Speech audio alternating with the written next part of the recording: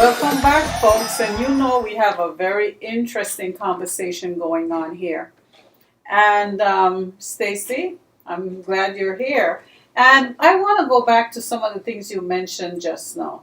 You mentioned about Belizean women. You mentioned about education, and you mentioned that it seems that our level of education in comparison with the other West Indian and Caribbean level is really a big difference, right? There's a gap. There's a huge gap. I was very surprised to find that out too, because after knowing you for all these years and knowing that you're educated and that your family pretty much are educated, your brother, for instance, is what, the brigadier general, and He was.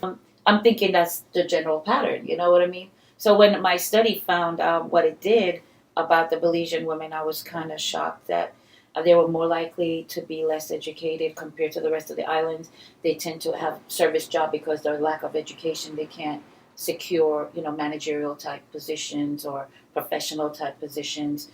They tend to be, of all the ethnic groups that I studied, living in poverty or, in the poor. And, it's just kind of shocking to me when I found it. But I don't know what it is that... well, I guess the bottom line is education is a means to get to that point. Yes, and like I said, we have a university in Belize, which I graduated from University of Belize, but it was fairly new. Even when I attended University of Belize, it was pretty young, and that was what? I graduated in 1999, so that's over 10 years ago. But at that time, it was probably maybe less than 10 years old. I can't remember. Sorry for the dates, guys, but I just can't remember. But I know that it was fairly new. And so the people that migrated, like I said before, were here because maybe the factories they were working at closed, and so they ended up moving here.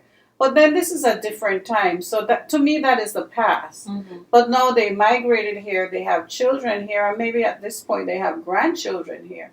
And this is the time that we can make a difference, because now you're living here, your children were born here. We need to put more focus on our children and their education and let them be the people that will move on center forward and upward, because what I've noticed being in the field of education, I meet my people every day.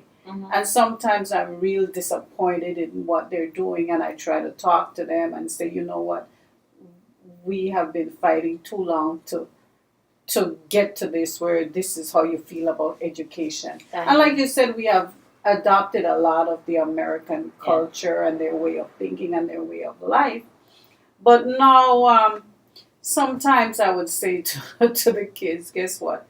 It's not the what is on your head, because a lot of women get caught up with maybe the hair and the nails and the this. And like I always say, it's not what's on your head, it's what's in your head, So education is very, very important. And I wish that our people would look at their children and see, you know what, maybe I'm a nurse, maybe I'm a home health, but my child has free education, which I didn't have. Right. I mean, I didn't have free education. We had to pay my tuition when I went to high school. But now these children are living here. Everything is free. The books are free. Right. Everything is free, Right. And yet we have not been able to pass that down to the children that, guess what? You're here, you need to take advantage. You need to get that education. You need to move on. You could go to college for free, basically. Right. If you're a child that is really focused and doing what you need to do. So this is what I really hope that our people will take from this show today. Like, what happened to me is the past. Right. Me not having, you're never too late to go to college. There are 80-year-old people graduating from college.